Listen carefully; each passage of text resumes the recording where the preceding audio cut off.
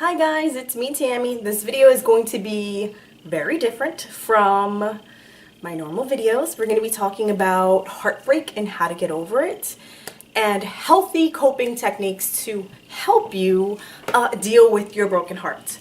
Now, I do want to start with this little disclaimer first because I know a lot of people deal with this. We've all dealt with heartbreak at some point in time. However, if you have been cheated on, please know that it is not on you. It is not your fault. It is the decision that the other person made.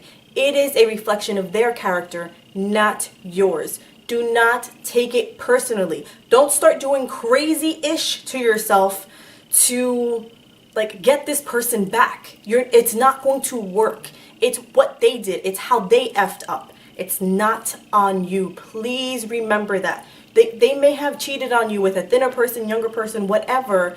It's not about you.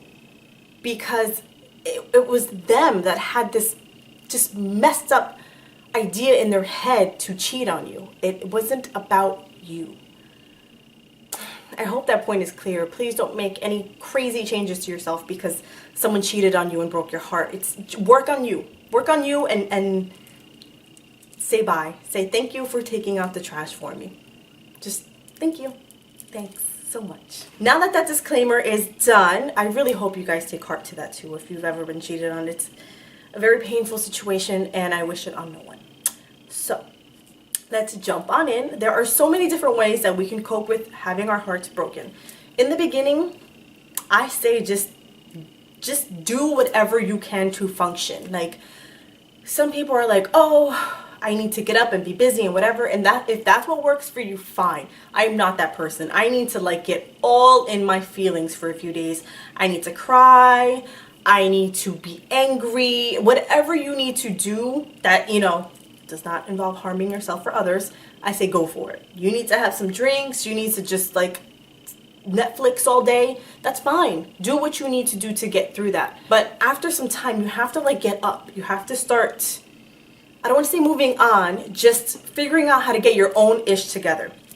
And for me, some of the best ways to deal with that were, one, reaching out to friends. If you have very good friends that are willing to listen to you go on and on about how horrible this person is or how they broke your heart, I say, hey, if you're done, if you're really, really, really done, and when you're done, stop following them on social media. Block them. Make sure you can't see them. If you really, really get desperate, check from your friend's phone, but don't do it. Don't keep torturing yourself looking at their social media. It's not going to help you. Seeing their pictures is not going to help. Another thing is limit your contact with them. Unlike if they're an husband or wife and you have children together, then I understand that you still need to have contact with them, but significantly reduce that, because the more contact you have, the harder it is to kind of separate things for you. So limit your contact. If you don't have good friends, or if you just feel like you are constantly going over things over and over and over and over and over again in your head, I have two techniques that worked really well for me. One was journaling.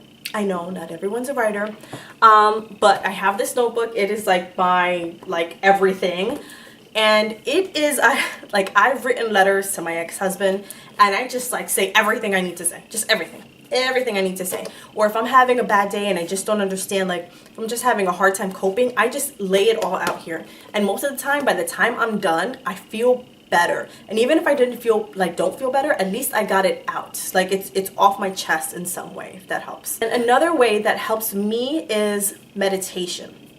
I know a lot of people are not into meditation, but I promise you it's a lot simpler than it seems. It's not exactly about quieting your mind. It's just learning how to direct your thoughts. So I like to use the Calm app, and that is my little background for my Calm app.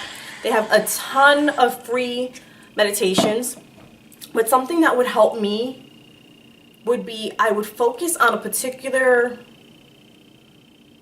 reason or issue or whatever, and I would just focus on that and then just sit in quiet for 10 minutes, asking myself that question over and over and seeing all the answers that I come up with. And it's crazy because sometimes you realize that it's not necessarily about missing that person, it's about missing a person, having someone there, having someone around you.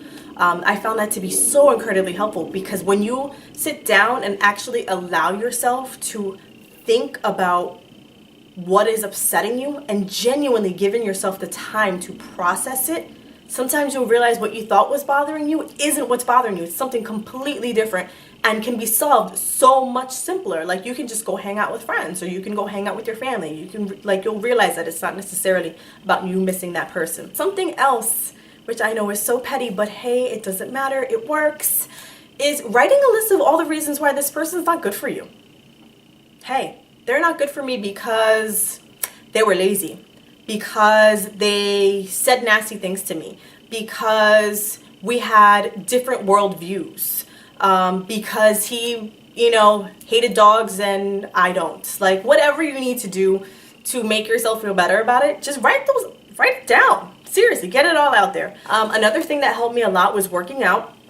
A lot of people felt like, or I've received a lot of comments on the fact that for a while I did work out a lot. It was not unhealthy. It was like at least 5 days a week. And for me, that was just my therapy. It had nothing to do with it being unhealthy. It just felt good to sweat it out and to listen to some angry music and just like, get that out, So if you feel like you have a lot of anger in you and a lot of just stress, I highly recommend working out. Whatever you want to do, go for a walk, go for a run, lift some weights, join a class, whatever works for you. I say go for it. Don't forget, it's totally okay to cry it out, and however long it takes you to get over this person, it takes you. You can't rush the process. I am gonna say that once you reach a reasonable amount of time, and whatever that time is for you, I mean, like, you'll know, like, eventually you're gonna be like, all right, I'm sick and tired of just feeling so, like, sorry for myself. Like, when you reach that point, that's when you got to start keeping busy. That's when you got to start being like, all right, well, I'm going to go to the gym at this time, and then I'm going to go to work, and then I'm going to go out with friends, and then, like, those are the things that distract you, and you are working on yourself, and that's what helps you get over this other person. You realize that you are whole on your own, you don't need this other person, and that you are doing things for yourself. So I hope you found that helpful. Sorry, I feel like I was a little bit all over the place, but I think I got all the major points out. If you have any questions, feel free to ask. Thank you so much for watching, and don't forget to subscribe and like this video. Bye!